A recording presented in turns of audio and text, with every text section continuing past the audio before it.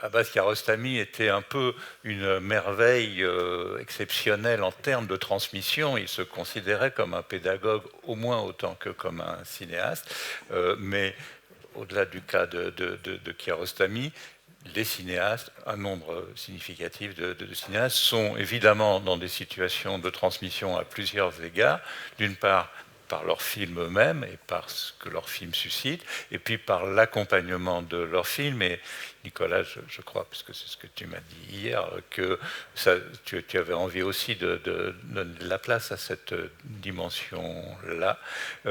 C'est important et je pense que ce n'est pas la peine d'épiloguer sur combien ton cinéma en particulier appelle, nourrit, légitime l'ensemble des pratiques de transmission, depuis ce qui se passe sur l'écran jusqu'à ce que tout ce qui peut l'accompagner avant et après.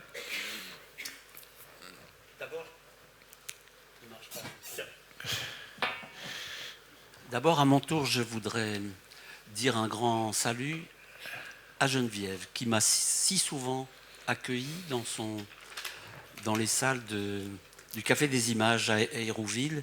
Et un grand salut aussi à Alain. Tu viens de me piquer la citation que j'avais envie de faire, mais voilà. Vous savez que j'aime profondément improviser en faisant des films, mais aujourd'hui, j'ai eu envie, j'ai eu besoin peut-être d'écrire ce que je vais vous dire. Alors je vais lire, je m'en excuse, mais je vais le faire quand même. Pour avoir filmé de très nombreuses situations d'apprentissage, la transmission est explicitement au cœur de plusieurs de mes films. Je pense évidemment au Pays des sourds, à être et à voir, ou de chaque instant. Pourtant, ce sur quoi je voudrais m'aventurer ici aujourd'hui, en effet, c'est pas tant sur les films eux-mêmes que sur ce travail d'accompagnement qu'ils engendrent et auquel je consacre, comme nous le faisons, nous autres cinéastes, auquel je consacre beaucoup d'énergie et de temps. Depuis mes débuts, j'ai fait des centaines et des centaines de présentations et de débats dans des salles de cinéma, évidemment, mais aussi souvent dans un amphi universitaire, dans un lycée, une école, une médiathèque, dans l'auditorium d'un musée, un temple, une chapelle, une grange, un hôpital, sous un chapiteau, en prison, en psychiatrie, dans un pré, dans un parc, un semi-remorque réaménagé sur un terrain de foot, sans compter à la ménagerie du Jardin des Plantes où j'ai montré mon film Nénette à Nénette et aux 3 orang-outans avec lesquels elle partageait sa captivité devant un parterre de scientifiques du Muséum national d'histoire naturelle, curieux de voir comment elle réagirait.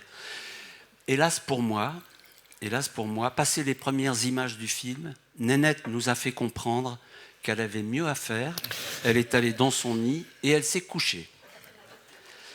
En 93, année de sa sortie, accompagner le Pays des sourds exigeait un soin tout particulier, puisqu'il fallait que les échanges avec le public puissent être traduits en langue des signes.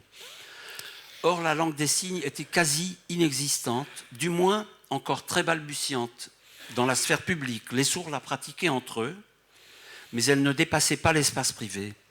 Interdite depuis 1880 dans toutes les écoles spécialisées d'Europe, au prétexte qu'il fallait impérativement oraliser les enfants sourds, la langue des signes commençait tout juste à refaire surface. La France venait de reconnaître officiellement le droit au bilinguisme. Autant dire que les interprètes étaient très peu nombreux et que les exploitants de salles peinaient à les recruter. Les interprètes, ils étaient à peine une quinzaine dans toute la France. Aujourd'hui, ils sont plusieurs centaines. Il fallait faire venir quelqu'un de Paris ou de Toulouse. C'était coûteux. Beaucoup d'exploitants s'en seraient volontiers passés. Heureusement, les salles étaient pleines. Les sourds de la ville et des villes voisines se donnaient le mot. Les débats qui suivaient ces projections étaient extraordinaires. Ils pouvaient durer 1h30 et se prolonger longtemps encore sur le trottoir. Les spectateurs sourds étaient nombreux à intervenir et à témoigner. Pour être visibles de tous, puisqu'ils signaient, ils grimpaient sur la scène et une fois leur intervention terminée, ils restaient là, prêts à intervenir de nouveau. Les suivants montaient à leur tour sur l'estrade où nous finissions parfois à être 12, 15, 20. C'était la première fois qu'ils voyaient un film dans leur langue. C'était très émouvant. Certains disaient « Jusqu'ici, je n'avais jamais osé signer en public. Mes parents me l'ont toujours interdit, au prétexte que c'était des grimaces, que c'était disgracieux. Pour la première fois de ma vie, aujourd'hui, j'ose signer au grand jour. Un verrou était en train de sauter, et j'étais heureux que le film y contribue. L'accompagnement de ce film a mobilisé plus d'1 an, celui d'être et avoir 2 années pleines, en France d'abord puis à l'étranger. Un animal des animaux dont la sortie en salle remonte à 1995 circule toujours, il est dans les dispositifs scolaires. La moindre des choses, sorti en 1997, me vaut aujourd'hui encore de nombreuses sollicitations, etc., etc. Je devrais m'en réjouir sans limite. Ce n'est pas donné à tout le monde. Mais voilà, je traîne parfois mes films comme des boulets. Pourquoi ai-je accepté de faire tout ça? Certains cinéastes y rechignent, on les comprend, c'est éreintant, répétitif, la plupart du temps non rémunéré, et quand ça l'est, pour se faire payer, si vous n'avez pas votre propre structure, c'est une galère sans nom. Quelquefois, cette dépense d'énergie devient un chemin de croix. Vous faites 600 bornes, 5 heures de train, plus 1h30 de voiture, et à l'arrivée, ils sont 19. Le lendemain, vous avez beau vous dire que le débat était riche, vous rentrez chez vous la tête basse. Pourquoi nous donnons-nous toute cette peine?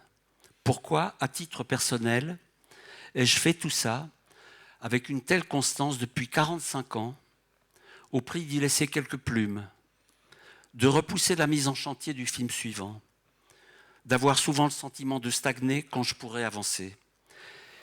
Est-ce que les films ne devraient pas garder leur secret? Ne peuvent-ils pas vivre dans le cœur ou la tête des gens sans qu'il faille leur dire pourquoi on a placé la caméra ici plutôt que là? A-t-on déjà vu une troupe de théâtre ou une compagnie de danse, sitôt le rideau tombé, venir expliquer le pourquoi du comment? La transmission, dit Alain Bergala dans l'hypothèse cinéma, la transmission n'a-t-elle pas besoin parfois de silence et de partage tacite? Alain qui disait aussi, je le répète, l'art, cela ne s'enseigne pas, cela se rencontre, cela s'expérimente, cela se transmet par d'autres voies que le discours du seul savoir et parfois même sans discours du tout.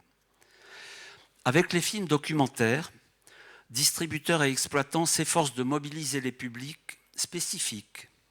On ne saurait le leur reprocher, bien sûr, mais c'est à double tranchant. Déjà que les documentaires, puisqu'on y montre de vraies personnes et de vraies situations, sont souvent disqualifiés en tant que film, c'est à double tranchant, oui, car ce faisant, le risque est grand de les enfermer dans le carcan de leur sujet. Les spectateurs les plus directement concernés n'ont pas toujours le recul qui leur permettra de voir le film dans sa dimension artistique. Il arrive qu'ils prennent le film pour la réalité, oubliant que la réalité n'existe que dans la mesure où on la regarde, et que regarder le monde, c'est déjà le reconstruire. Oubliant que ces images, leur durée, l'angle sous lequel elles ont été prises, comme la manière dont elles s'enchaînent, n'en donnent qu'une lecture parmi d'autres.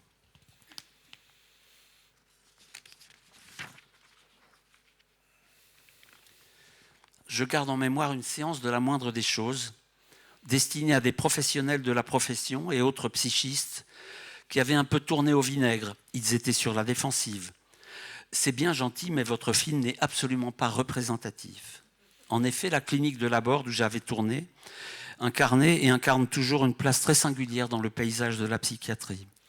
Plus tard, certains de ceux qui m'invectivaient deviendront de farouches partisans du film, mais là, sur le moment, ils s'étaient sentis attaqués.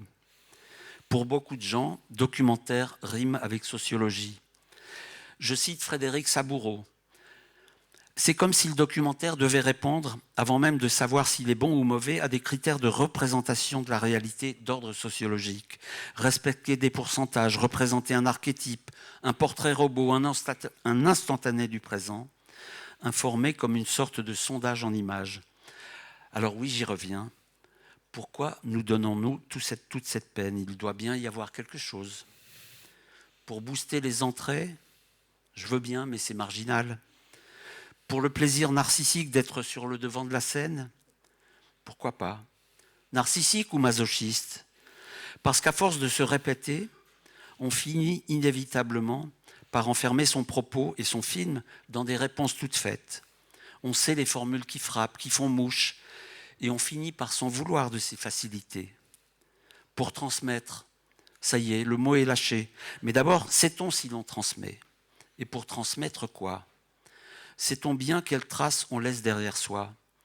Car un film dit toujours autre chose et d'autres choses que ce que l'on a dit, voulu dire, désiré lui faire dire ou cru avoir dit. Transmettre.